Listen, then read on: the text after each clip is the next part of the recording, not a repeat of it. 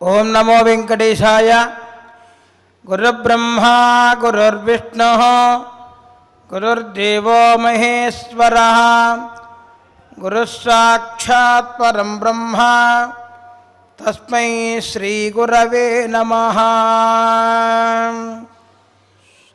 लक्ष्मीपते निगमलक्ष्य निजस्वरूप कामादिदोष परिहारित बोधदायिन् दैत्यारि मर्दन जनार्दन वासुदेव श्री वेंकटेश मम देहि करावलंबम्।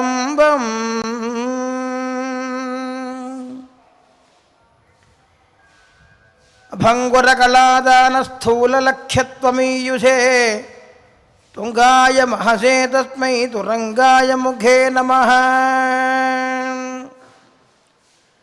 అఖిలాండ కోటి బ్రహ్మాండ నాయకుడు శ్రీమన్నారాయణుడి యొక్క దివ్య చరణార విందములకు స్వామివారి సన్నిధిలో సాష్టాంగపూరక ప్రణిపాతములు సమర్పిస్తూ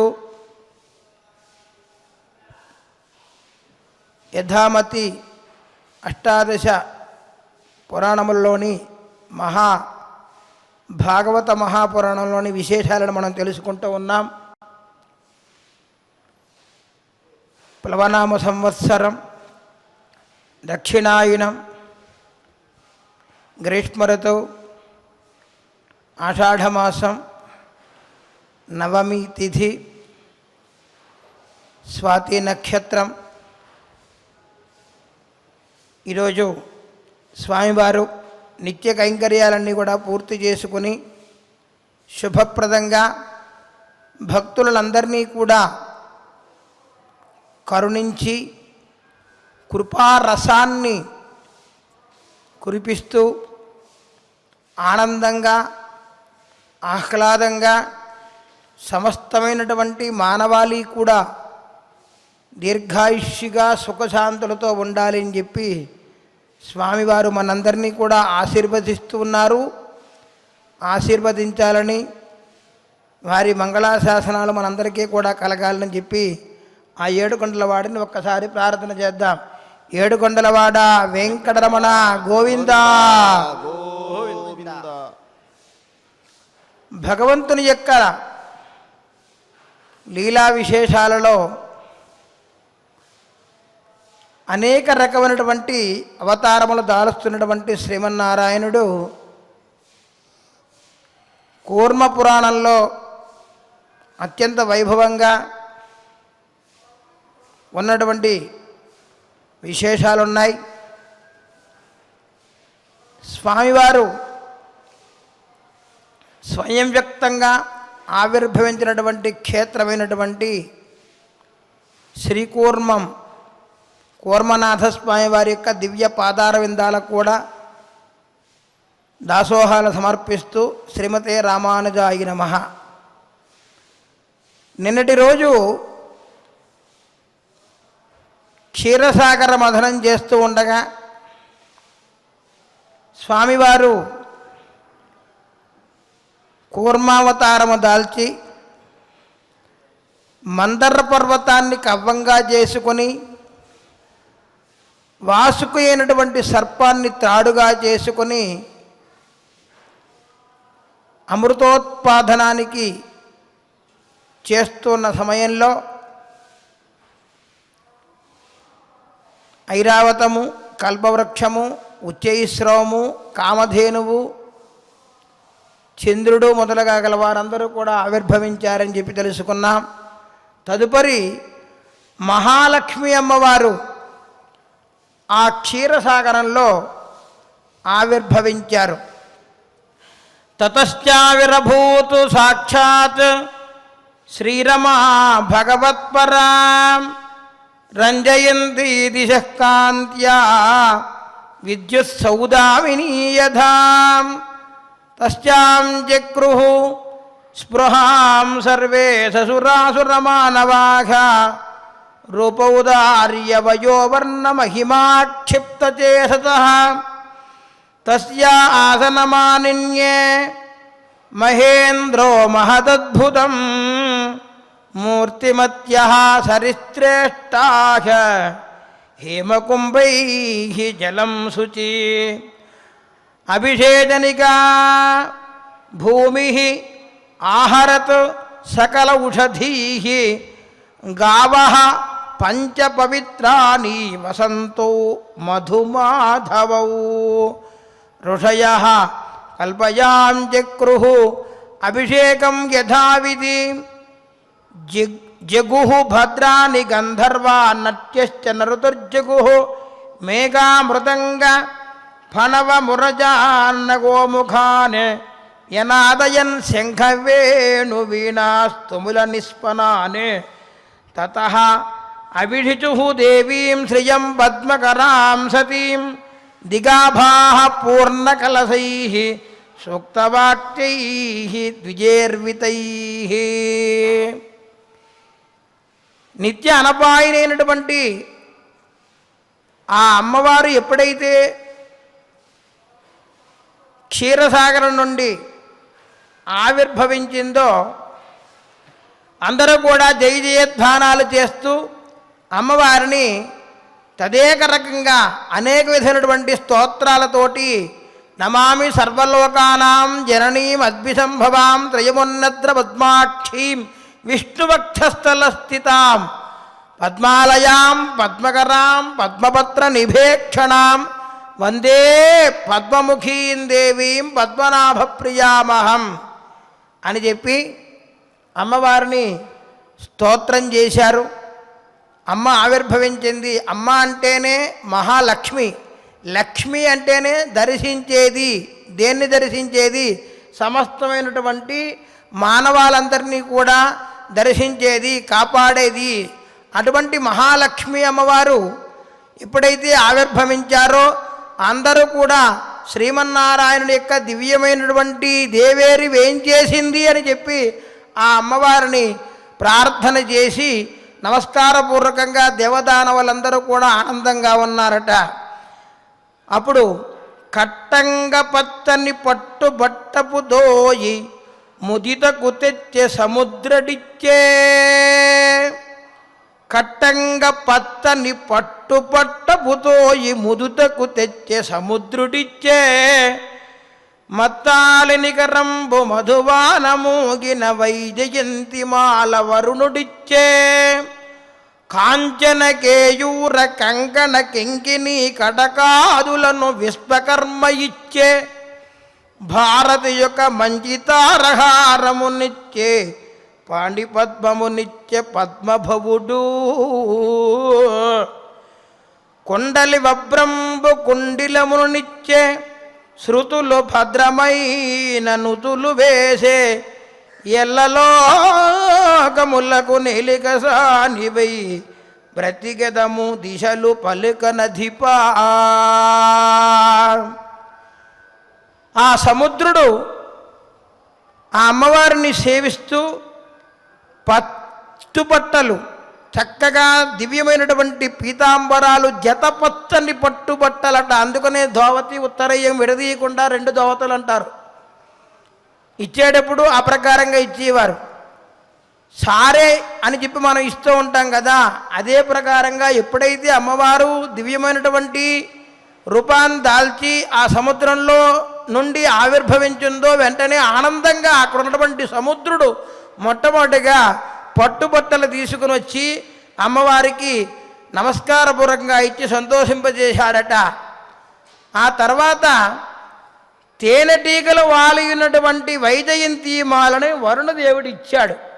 పశ్చిమాధిపతి అయినటువంటి వరుణదేవుడు వచ్చి నమస్కారం చేసి, అమ్మా, ఆనాడు మా దేవేంద్రుల వారి యొక్క చిన్న పొరపాటు కారణంగా మమ్మల్ని అందరినీ వదిలిపెట్టి నువ్వు వెళ్ళిపోయావు కదా తల్లి, తిరిగి మరలా మా భాగ్యవశాన్న ఈ యొక్క సముద్ర మదన సమయంలో ఆవిర్భవించావు తల్లి అంటూ కూడా ఆ వరుణదేవుడు వచ్చి నమస్కారపూర్వకంగా అమ్మవారికి వైజయంతి మాల ఇచ్చాడట.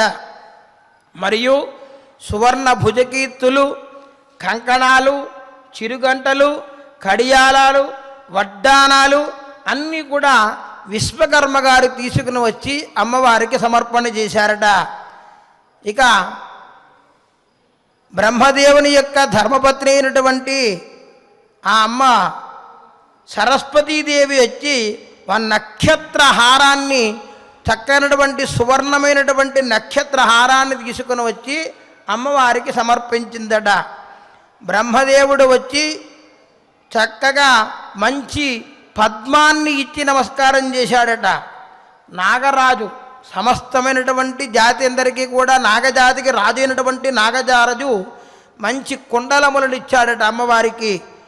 శృతులు శుభంకరమైన స్తోత్రాలు చేశారు. అందరూ కూడా చక్కగా అమ్మవారిని ప్రార్థన చేశారు. నీవు తప్ప మాకు ఎవరూ దిక్కులేరమ్మా, మమ్మల్ని అనుగ్రహించడం కోసం సకల సంపదలకి కూడా నిలయం అమ్మవారు. మనకి మానవులందరికీ కూడా సంపద చాలా ప్రధానమైనటువంటిది. ఐశ్వర్యం కావాలి, సంపద కావాలి, పాడి పంటలతోటి కూడా ఉండాలి అనేది ఒక రకం. వేరొక సంపద ఉంది, అదే జ్ఞానం. ఈ సంపదలు అనేవి అమ్మవారికి అనుగ్రహించి వస్తూ ఉంటాయి, పోతూ ఉంటాయి.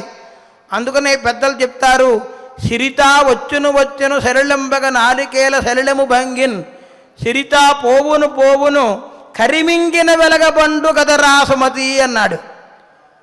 ఐశ్వర్యం వచ్చేటప్పుడు ఎలా వస్తుందో తెలియదట.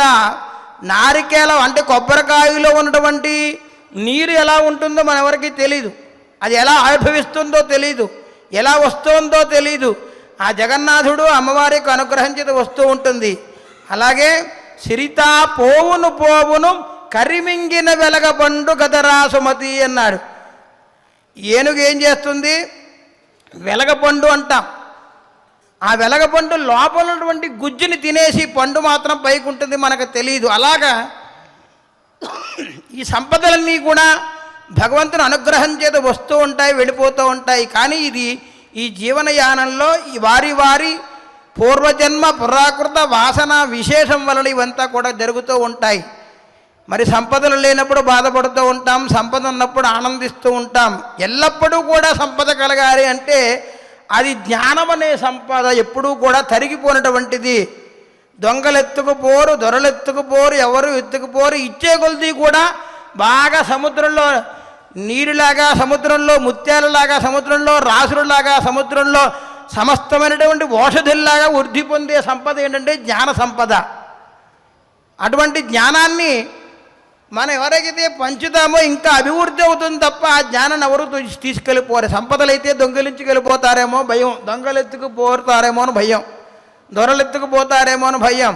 అటువంటి భయం ఏమి అక్కర్లేదు. ఎందుకంటే నిత్య అనపాయిని అమ్మవారి యొక్క అనుగ్రహం చేత మనందరం కూడా ఈనాడు ఉన్నాం కాబట్టి, అమృతోత్పాదనం జరిగిన తర్వాత అమ్మవారు ఆవిర్భవించారు కాబట్టి అందరికీ కూడా సకలమైనటువంటి శుభములన్నీ కూడా కలుగుతాయి.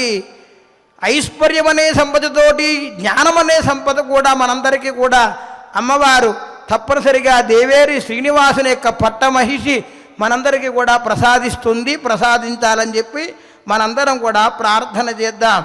ఈ రకంగా అన్ని దిక్కుల్లో ఉన్నటువంటి వారంటే సమస్తమైనటువంటి ఈ అష్టదిక్పాలకులు కూడా అమ్మవారిని స్తోత్రం చేశారట. నీవు రాణివమ్మ, మహారాణివి, పట్టవు మహిషివి, నీ తర్వాత ఎవరైనా అంటూ అమ్మవారిని పదే పదే ప్రార్థన చేస్తూ ఉన్నారు. భావించి ఒక మాట బ్రహ్మాండమంతయు ఆటల బొమ్మరిల్లని తలంచు, బోలించి ఒక మాట భువననంబులయు తన ఇంటిలో దంతులని తలంచు, పాటించి ఒక మాట బ్రహ్మాది సురులను తన ఇంటిలో బొమ్మలని తలంచు, కనగొనయుగ మాటు కుంభిని చక్రంబు సలవడ బొమ్మపీట నిదలంచు, సొలసి యొక్క మాటు సూర్యేందులోచల సతడి దీపకలికలని తలంతు, భామ యొక్క మాటు భారతీ దుర్గలను ఆత్మ సగుడంటూ ఆదరించు. ఈ బ్రహ్మాండం అంతా కూడా నీ యొక్క సృష్టి చేతే, నీ యొక్క అధీనం చేతే ఉంది కదా అమ్మా. మేమంతా కూడా బొమ్మలం. నీవు మమ్మల్ని అందరినీ కూడా శ్రీనివాసుని యొక్క ఆ స్వామివారి యొక్క అనుగ్రహం చేత మీరిద్దరూ కూడా మమ్మల్ని అందరినీ కూడా కటాక్షిస్తూ ఉంటారు. మేము బొమ్మలం, మమ్మల్ని ఆడించే సూత్రం నీవు అని చెప్పి అమ్మవారిని ప్రార్థన చేస్తున్నారుట. చతుర్దశ భువనంలో ఉన్నటువంటి ఇళ్ళన్నీ కూడా నీ యొక్క అధీనంలో ఉన్నాయి అమ్మవారు అంటే అమ్మవారిని పదే పదే ప్రార్థన చేస్తూ ఉన్నారు. ముత్తైదువులందరూ కూడా వచ్చి అమ్మవారికి సేవ చేసుకుంటూ ఉన్నారు. పాల సముద్రంలో ఉద్భవించింది కదా అమ్మ, క్షీరసాగరగామిని అయినటువంటి అమ్మవారిని ఆనందంగా చూస్తూ ఎంత చక్కని తల్లి, వైభవంగా వైకుంఠంలో ఉన్నటువంటి తల్లి మన కోసం ఈనాడు ఆవిర్భవించింది కదా అని చెప్పి ముత్తైదువులందరూ కూడా వచ్చి వారి వారి శక్త్యానుసారముగా మనం పట్టుబట్టలు, గాజులు, పువ్వులు, కుంకుమ మొదలుగా గల పతివ్రతకి ఎలాగైతే ఇస్తామో, ఒక స్త్రీకి సుమంగళికి ఏ విధంగా అయితే ఇస్తామో అటువంటి ఆ సమస్తమైనటువంటి సంపద అంతా కూడా అమ్మవారికి ఇచ్చి నమస్కారం చేసుకుంటూ ఉన్నారట. అటువంటి అమ్మవారిని మనందరం కూడా పదే పదే ప్రార్థన చేస్తూ మనకి కూడా సమస్తమైనటువంటి సంపదలన్నీ కూడా తిరిగి ఒక్కసారి మనకి కలగాలని చెప్పి మనం ప్రార్థన చేద్దాం. ఈ ప్రకారంగా అమ్మవారు ఎప్పుడైతే ఇవన్నీ కూడా తీసుకుని స్వీకరించి అవన్నీ కూడా ధరింపమని చెప్పి వారు ప్రార్థన చేస్తే అమ్మవారు ధరించారో ఆ ఆపాదమస్తకం కూడా అమ్మవారు ధరించినటువంటి నగలన్నీ కూడా ఆనందిస్తూ ఉన్నాయట. ఈనాడు మహా శ్రీనివాసుని యొక్క ఆ దేవేరి శ్రీనివాసుని యొక్క పట్టమహిషి అయినటువంటి అమ్మవారి యొక్క శరీరంలో మేము అమ్మవారికి సేవ చేసుకునే భాగ్యం ఈ ప్రకారంగా కలిగింది కదా అనుకుంటూ అమ్మవారి యొక్క సౌందర్యాన్ని చూసి ఆ యొక్క మణులు, రత్నాలు, రాసులు అన్నీ కూడా ఆనందంగా అమ్మని సేవిస్తూ ఉన్నాయిట. ఈ ప్రకారంగా చేస్తున్న సమయంలో అమ్మవారు ఒక్కసారి స్వామివారి కేసు చూశారట. స్వామివారు అమ్మవారిని చూసే సమయానికి స్వామి తలదించుకున్నారు. అమ్మవారిని చూసేసరికి స్వామి అమ్మవారు తలదించుకున్నారట. అంటే పరస్పరం ఒక తల్లిదండ్రులు మనందరినీ కూడా రక్షించడం కోసం ఈ యొక్క అవతారాలు దాలుస్తూ ఉంటారు కదా. ఆ ప్రకారంగానే మాల తీసుకుని వచ్చి అమ్మవారు స్వామివారియే తగినటువంటి నాకు నాథుడు అని చెప్పి నమస్కారపూర్వకంగా భక్తిపూర్వకంగా ఆ యొక్క శ్రీనాథుని యొక్క మెడలో పుష్పమాలను వేసి నమస్కారం చేసి తలదించుకుందట. అప్పుడు చెప్తారు చూడండి, ఒక చిన్న పద్యం చెప్పారు పోతనామాత్యుల వారు, అర్థం చాలా విశేషంగా ఉంటుంది. హరి చూసిన సిరి చూడదు, సిరి చూసిన అరిజి చూడ సిగ్గును బొందున్, హరియును సిరియను తమలో సరిచూపుల చూడ మరచు సందడి పెట్టెన్. చూడండి ఎంత చక్కగా ఉందో. చిన్న కంద పద్యంలో పెద్ద అర్థం ఇచ్చేస్తూ ఉంటారు మహానుభావుడు పోతనామాత్యుల వారు. ఆయన ఏం చేశారట, అమ్మవారు స్వామివారిని చూస్తున్నారు. అప్పుడు స్వామివారు ఎలా ఉన్నారు, సిగ్గుతో ఉన్నారట. మరి అమ్మవారిని స్వామి చూస్తుంటే అమ్మ కూడా సిగ్గుతో తలదించుకుందట. అంటే పరస్పరము కూడా ఇద్దరి మధ్య ఆ ప్రేమ అనురాగము పుట్టించడం కోసం ఆ సమయంలో జగత్తుకి అంతా కూడా తండ్రి అయినటువంటి ఆ శ్రీమన్నారాయణుడు, శ్రీదేవి ఇద్దరు కూడా చేరి మనందరినీ కూడా ప్రజలందరినీ కూడా పూర్వస్థితి వలె అందరినీ కూడా సకలమైనటువంటి సంపదలతోటి ప్రకాశింపజేయడం కోసం తల్లిదండ్రులుగా వారిద్దరూ కూడా ప్రకాశిస్తూ ఉన్నటువంటి ఆ స్వామివారికి అమ్మవారికి ఇద్దరికి కూడా మనం ఒక్కసారి పాదావందనం చేద్దాం. ఎందుకంటే నిత్య అనపాయిని అయినటువంటి అమ్మ, ఆ అమ్మని మనం సేవిస్తూ ఉన్నాం. దేవేరితో కూడినటువంటి స్వామివారిని సేవిస్తే మరింత వైభవంగా ఉంటుంది కదా. ఈ ప్రకారంగా ఆ అమృతాన్ని చిలుకుతూ ఉండగా అమ్మవారు ఎప్పుడైతే ఆవిర్భవించిందో అమ్మవారు ఆ స్వామివారి యొక్క మెడలో పుష్పమాల ఉంచి నమస్కారం చేశారు. ఆ తదుపరి ఈ దేవదారులందరూ కూడా ఆనందంతో మరింత ఆనందంతో అమృతోత్పాదన కోసం తిరిగి మరలా చిలకడం ప్రారంభించారు. చిలుకుతూ ఉన్నారు. రావలసినటువంటి సమయం ఆసన్నమైంది. అదే సమయంలో చక్కగా మనందరినీ కూడా అనుగ్రహింపజేయడం కోసం ఆ యొక్క అమృత కలశం తీసుకొని ఒక మహానుభావుడు రాబోతున్నాడు. ఆయనే ధన్వంతరి. మనం ప్రతిరోజు కూడా సుందరకాండ పారాయణ ప్రవచనం అయిన తర్వాత ప్రతిరోజు కూడా స్వామివారి యొక్క ఆ ధన్వంతరి ధ్యానం చేస్తూ ఉంటాం. ఎందుకంటే ఆయుర్వేద ప్రవర్తకుడు ఆయనే, సకలమైనటువంటి ఆరోగ్య ప్రదాత కూడా ఆయనే.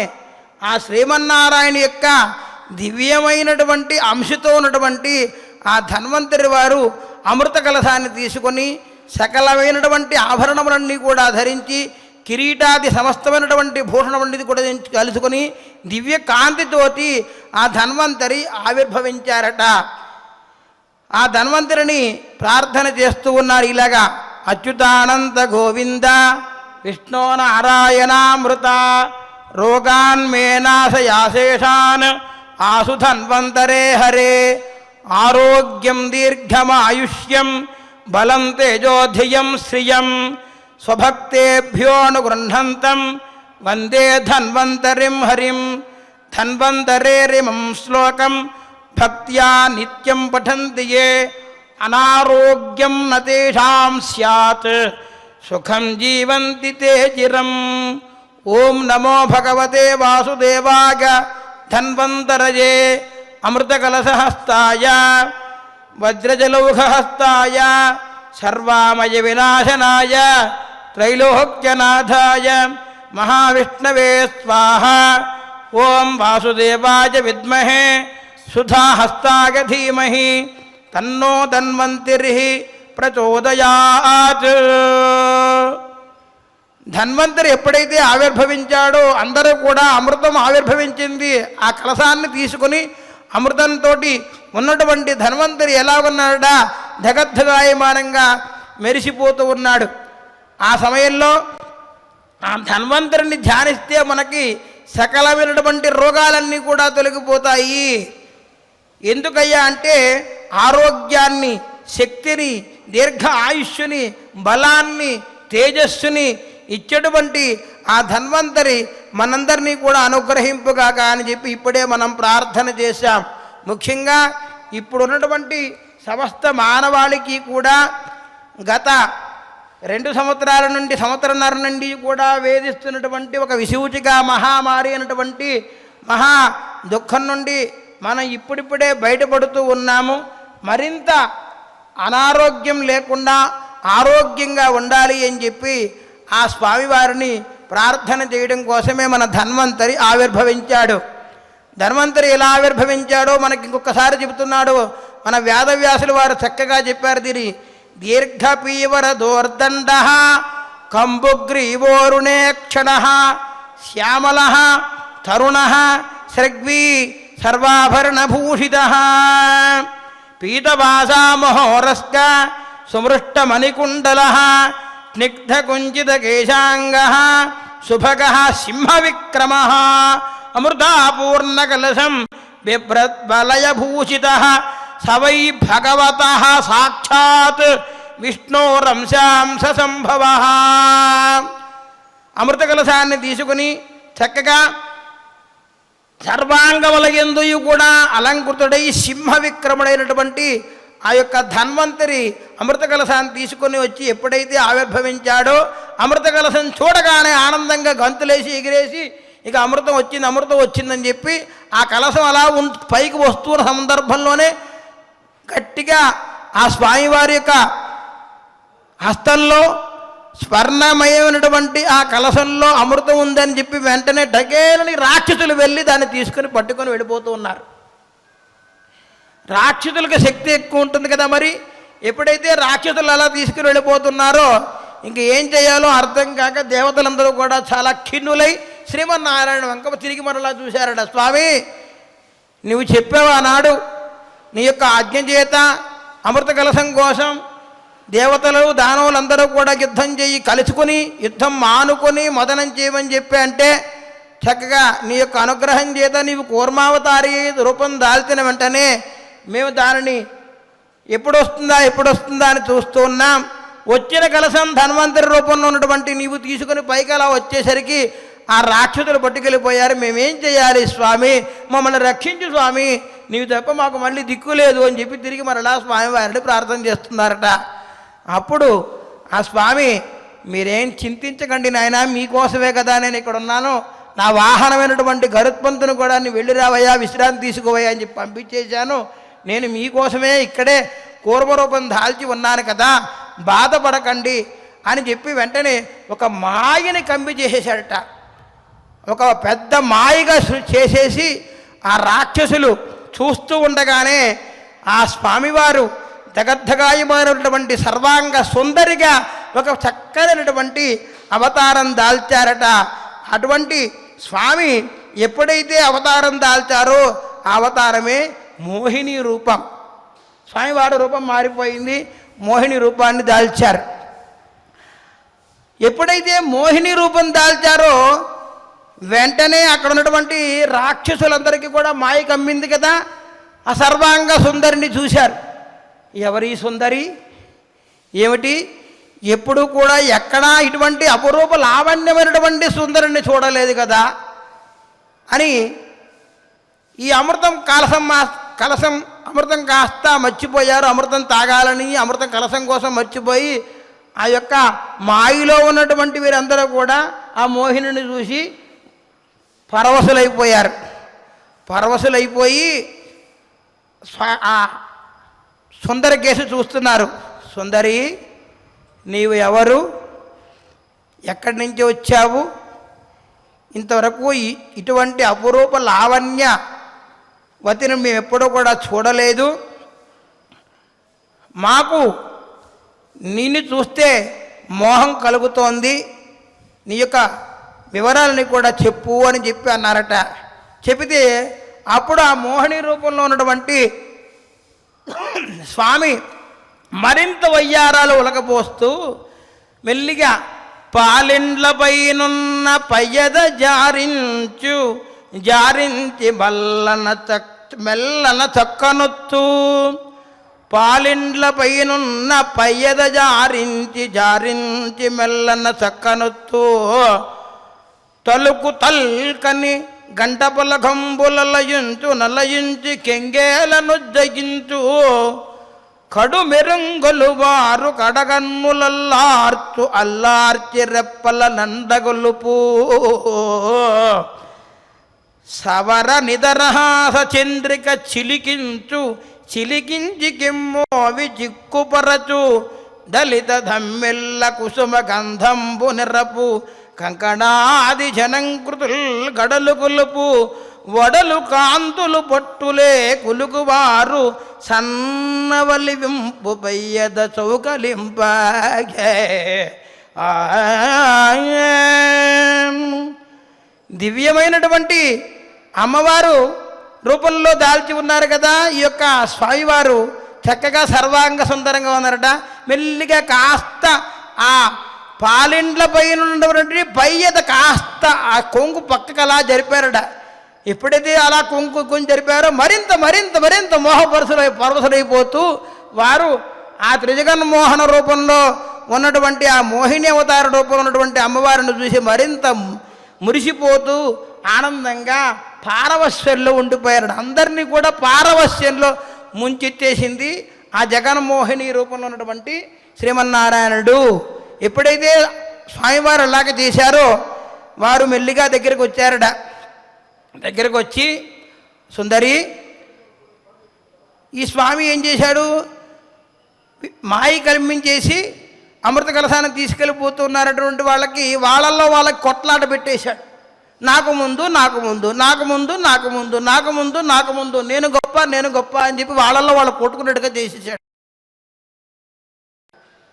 పెద్దవాళ్ళు బాగా పరాక్రమం ఉన్నటువంటి వాడు రాక్షసులందరూ కూడా దాన్ని పట్టుకెళ్ళిపోతూ ఉంటే పక్కనే ఉన్నటువంటి చిన్న వాళ్ళు ఉంటారు కదా, వాళ్ళందరూ కూడా అన్నారట, మనతో పాటు సమానంగానే దేవతలు కూడా కట్టబడ్డారు కదా, వాళ్ళకు కూడా మనం అమృతాన్ని ఇవ్వడం ధర్మం కదా అని చెప్పి అందులో రాక్షసుల్లో కూడా మంచి ప్రవృత్తి కలిగినటువంటి వారు కూడా అంటున్నారట. అయినప్పటికీ కూడా మోహం కమ్మింది కాబట్టి వాళ్ళు కొట్టుకుంటూనే ఉన్నారు. ఈ సుందరుని చూశారు, ఆ కొట్లాట కూడా మర్చిపోయి మళ్ళీ సుందరం మీద పడ్డారు. వచ్చి అడుగుతున్నారు, మాలో మేము కొట్టుకుంటూ ఉన్నాము, ఈ అమృతం కోసం నిన్ను మేము నమ్ముతున్నాము, మాకు అన్యాయం చేయకుండా ఈ యొక్క అమృతాన్ని మాకు పంచు అని అడిగారట. ఏమిటేమిటి, మీకు నేను అమృతాన్ని ఇవ్వాలా? అలాగే అని మనసులో అనుకుని స్వామివారు అంటున్నారట, మోహిని రూపంలో ఉన్నటువంటి ఆ మహాలక్ష్మీదేవి వయ్యారాలు ఒలకపోస్తూ మెల్లిమెల్లిగా అలా నడుచుకుంటూ వయ్యారాలు వేసుకుంటూ చక్కగా వేసి, ఏనాయనా నేను ఎక్కడో స్వేచ్ఛాచారంగా కలిగినటువంటి స్త్రీని, మీరందరూ కూడా చాలా వివేకం గలవారు, స్వేచ్ఛాచారులైనటువంటి స్త్రీలు ఎవరినైనా నమ్ముతారా అని చెప్పి అడిగిందిట. అంటే మేము స్వేచ్ఛగా తిరిగే స్త్రీని, అటువంటి స్త్రీని మీరు ఎప్పుడూ చూడలేదు అంటున్నారు, మరి మీరు ఉన్నట్టుండి నన్ను నమ్ముతాను అని అంటే ఇదేమైనా భావ్యంగా ఉందా అని అడిగిందిట అమ్మవారు. ఆ మోహిని రూపంలో ఉన్నటువంటి శ్రీమన్నారాయణుడు. ఒక్కసారి అందరూ మళ్ళీ ఒక్కసారి గుర్తుపెట్టుకోండి. నాతో స్నేహం చేయడం, మైత్రి మీకు స్థిరంగా ఉంటుందా అని అడిగేసరికి నిన్ను మేము విశ్వసిస్తున్నాము అంటే ఈ మోహంలో పడేశారు కాబట్టి అక్కడికి కూడా స్వామి మర్యాదపూర్వకంగా నేను స్వేచ్ఛగా తిరిగే స్త్రీని కాబట్టి నన్ను మీరు నమ్ముతారంటే మరింత మరింత మరింత నమ్మిస్తున్నాడు ఆయన. మోహం చేత నమ్మించేస్తున్నాడు. ఎందుకంటే ఆయనకు తెలుసు లోపల ఈ రాక్షసులకి కనుక ఈ యొక్క అమృతాన్ని కనుక పంచిపెట్లయితే పూర్వంలాగా వాళ్ళు తిరిగి మరలా విధ్వంసం చేస్తారు. బ్రాహ్మణుల్ని, గోవులని, ఋషిని, తపస్సు చేస్తున్నటువంటి వాళ్ళందరూ కూడా హింసిస్తారు. వాళ్ళ ప్రవృత్తి మారదు. తప్పు చేసినప్పటికీ కూడా, దేవతలు తప్పు చేసినప్పటికీ కూడా తిరిగి మరలా పశ్చాత్తపడి, స్వామి నీ వల్ల కలిగింది ఇది, నీ వల్లే మాకు సంప్రాప్తమైంది అని చెప్పి వాళ్ళు తిరిగి మరలా విశ్వాసపూర్వకంగా ఉంటారు ఈ యొక్క దేవతలు అనే ఉద్దేశం చేత స్వామివారు మరింత మోహింపజేస్తూ ఉన్నారు. మోహింపజేస్తూ మెల్లిగా అమృత కలశాన్ని తీసుకుని మీరందరూ కూడా వరుస క్రమంలో కూర్చోండి, మీకే అన్యాయం చేయను అని చెప్పి మెల్లిగా వయ్యారాలు వలకపోస్తూ ఆ సౌందర్యం గురించి, లావణ్యం గురించి చక్కగా మరింత వయ్యారంగా మనకి పోతనామాత్యుల వారు కానీ, ప్రధానంగా ఉన్నటువంటి మన భాగవత పురాణంలో ఉన్నటువంటి వేదవ్యాసులు గారి మరింత చక్కనటువంటి శ్లోకాలతోటి, పద్యాలతోటి వారు అలా కర్ణులతో కట్టినట్టు చూసినట్లుగా మనకు వర్ణించారండి. ఆ వర్ణన మనం చేయడం చాలా చిన్నవాళ్ళం. స్వామివారి చెంత పాదావందనం చేయడం తప్ప అంతకంటే చేయలేం. అటువంటి చక్కనటువంటి వర్ణనాతీతమైనటువంటి ఆ సౌందర్యాన్ని చూస్తూ అమ్మవారు మెల్లిగా పైగా అలా జిల్మిల్లి మరింత వయ్యారంగా అలా కొంచెం పక్కని జార్చుకుంటూ అమ్మవారు మెల్లిగా వాళ్ళందరినీ పూర్తిగా మోహోపనం చేస్తూ అమృత కలశాన్ని తీసుకుని మీరు అందరూ కూర్చోండి అని చెప్పి వాళ్ళందరికీ కూడా మీకు అందరికీ కూడా నేను ఇస్తానని చెప్పి అక్కడ మరొక వరుసలో పంక్తిలో ఉన్నటువంటి ఆ యొక్క దేవతలకి వద్దకు వెళ్ళి మెల్లిగా అమృతాన్ని కాస్త ఆ దేవతలకి అమ్మవారు రూపంలో ఉన్నటువంటి శ్రీమన్నారాయణుడు ఇచ్చేశాడు. ఆ సమయంలోనే దేవతా రూపం దాల్చి రాహు అన్నటువంటి ఒక రాక్షసుడు అమృతాన్ని తీసుకోబోతూ ఉంటే దానిని మన సూర్యచంద్రులిద్దరూ కూడా వెంటనే గమనించి శ్రీమన్నారాయణుడికి చెప్తారు. వెంటనే శ్రీమన్నారాయణుడు తన వాడి అయినటువంటి చక్రంతో అతని యొక్క శిరస్సును ఖండింపజేస్తారు. అయినప్పటికీ కూడా కాస్త అమృతం ఆ యొక్క లోపలికి ఇంకా వెళ్ళబోతూ ఉంది కాబట్టి ఆ శిరస్సు వరకు ఉంది కాబట్టి రెండు భాగాలైపోయినటువంటి ఆ యొక్క శరీరం ఒక పక్క మొండెం ఒక పక్క పడిపోయింది. అమృతం తాకింది కాబట్టి అమృతత్వం పొందింది. దాన్ని తిరిగి మరలా బ్రహ్మగారు మనకి ఒక గ్రహంగా ఏర్పాటు చేశారు, అదే రాహు. ఇంకొకరు కేతు అయ్యారు మొండెంతో ఉన్నటువంటి వాళ్ళిద్దరూ కూడా అయ్యో మాకు అమృతం పూర్తిగా తాకకుండా చేశారు కదా వీళ్ళిద్దరూ అని చెప్పి ఆ సూర్యచంద్రులిద్దరి మీద బాగా శత్రుత్వం పెంచుకొని అప్పుడప్పుడు మనకి అమావాస్య నాడు, పౌర్ణమి నాడు రాహుగ్రస్తము కేతుగ్రస్తంగా పట్టి పీడిస్తూ ఉంటారు. దానినే మనం గ్రహణము అని అంటాం. ఈ ప్రకారంగా ఎప్పుడైతే మోహింపజేసి అమ్మవారు దేవతలందరికీ కూడా అమృతాన్ని ఇచ్చేసి తిరిగి మరలా ఆ అమ్మవారు స్వామివారి యొక్క దివ్యమైనటువంటి రూపం దాల్చారు. దివ్యమైనటువంటి రూపాన్ని దాల్చి తిరిగి మరలా శ్రీమన్నారాయణ వల్లే వచ్చి ఆ యొక్క దేవతలందరినీ కూడా కటాక్షింపజేసి ఆ సమస్తమైనటువంటి మానవాళికి కూడా శుభం కలగాలి అని చెప్పి ఉద్దేశం చేత చేస్తున్నటువంటి ఈ ప్రయత్నంలో ఒక్క బొట్టు కూడా కింద పడకుండా దేవతలందరికీ కూడా ఇచ్చేశారట. ఇటువంటి అంటే ఏమిటి అంటే సమస్తమైనటువంటి లోకములన్నీ కూడా కాపాడాలి అనేటువంటి స్వామివారి ఉద్దేశ్యం. కాబట్టి ఏవం సురాసురగణా సమదేశకాల హేత్మర్థకర్మమతయోపి ఫలే వికల్పాః తత్రామృతం సురగణా ఫలమంజుషాపు యత్పాద పంకజరజః శ్రయణాన్నదైత్యాః యజ్యుచ్యతే శుభశకర్మ మనోవచోభిః దేహాత్మజాదిషు నృభిస్తదసు పృథక్త్వాత్ తైరైవ సద్భవతి యత్క్రియతే పృథక్త్వాత్ సర్వస్య తద్భవతి మూల నిషేచనం యతు.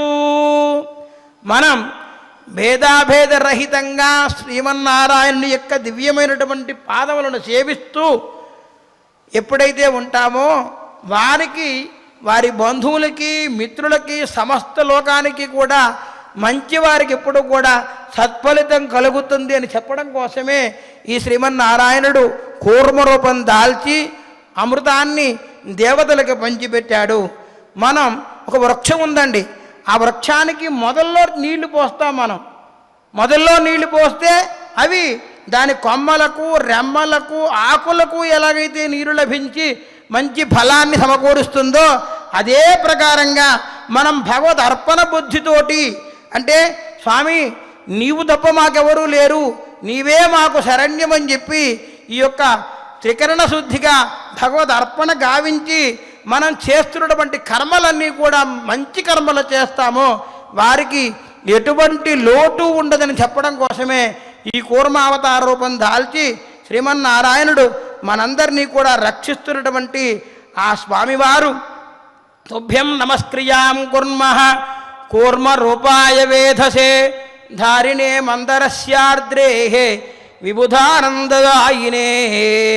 అటువంటి కూర్మరూపం దాల్చినటువంటి ఆ శ్రీమన్నారాయణునికి పదే పదే దేవేరితో కూడినటువంటి స్వామివారికి కూడా నమస్కారం చేస్తూ సాష్టాంగ ప్రణిపాతం చేస్తూ మనందరినీ కూడా లోకములన్నిటినీ కూడా సమస్తమైనటువంటి సంపదలు కలగజేయాలని చెప్పి ప్రార్థన చేస్తూ ఉన్నాం. అంటే మనస్సు ఎప్పుడూ కూడా మంతర పర్వతం లాంటిది, అది కృంగిపోతూ ఉంటుంది. మనం స్థైర్యం కలగాలి అని అంటే ఆ స్వామివారిని ప్రార్థన చెయ్యాలి అని చెప్పి చెప్పడం కోసమే ఈ కూర్మావతార రూపం దాల్చి శ్రీమన్నారాయణుడు అందరినీ కటాక్షిస్తూ కరుణిస్తూ లోకములో ఉన్నటువంటి సమస్తమైనటువంటి మానవాళికి చరాచర సృష్టిలో ఉన్నటువంటి సమస్తమైనటువంటి భూతగణములకి అందరికీ కూడా రక్షణ కలిగిస్తున్నాడు. మనందరం కూడా శరణాగతి చేసి శ్రీమన్నారాయణుని పదే పదే ఆ పరమేశ్వరుణ్ణి పరాత్పరుణ్ణి ప్రార్థన చేస్తూ శ్రియకాంతాయ కళ్యాణ నిధయేర్థినాం శ్రీవేంకట నివాసాయ శ్రీనివాసాయ మంగళం. మంగళాశాసనపరైః మదాచార్య పురోగమైః సర్వైశ్చ పూర్వైః ఆచార్యైః సత్కృతాయాస్తు మంగళం. ఓం నమో వెంకటేశాయ.